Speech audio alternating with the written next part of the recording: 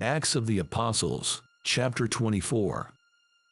Now after 5 days Ananias the high priest came down with the elders and a certain orator named Tertullus.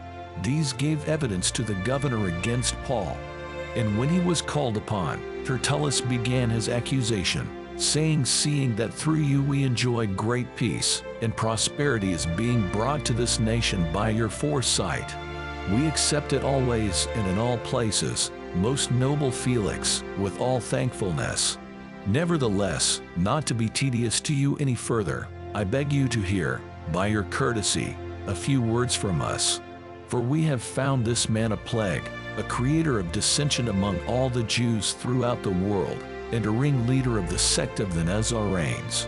He even tried to profane the temple, and we seized him, and wanted to judge him according to our law. But the commander Lysias came by and with great violence took him out of our hands, commanding his accusers to come to you. By examining him yourself you may ascertain all these things of which we accuse him. And the Jews also assented, maintaining that these things were so.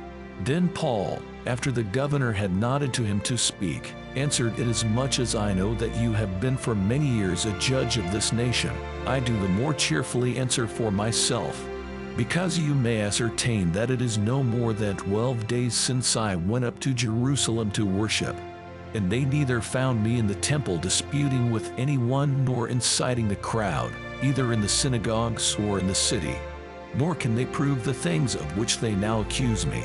But this I confess to you, that according to the way which they call a sect, so I worship the God of my fathers, believing all things which are written in the law and in the prophets.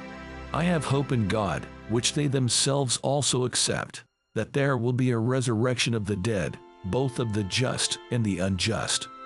This being so, I myself always strive to have a conscience without offense toward God and men.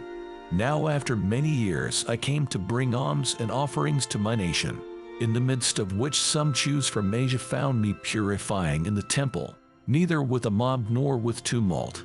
They ought to have been here before you to object if they had anything against me. Or else let those who are here themselves say if they found any wrongdoing in me while I stood before the council. Unless it is for this one statement which I cried out, standing among them, concerning the resurrection of the dead I am being judged by you this day. But when Felix heard these things, having more accurate knowledge of the way, he adjourned the proceedings and said, When Lysias the commander comes down, I will make a decision on your case. So he commanded the centurion to keep Paul and to let him have liberty, and told him not to forbid any of his friends to provide for or visit him.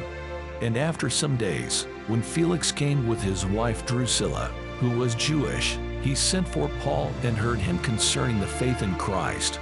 Now as he reasoned about righteousness, self-control, and the judgment to come, Felix was afraid and answered, Go away, for now when I have a convenient time I will call for you.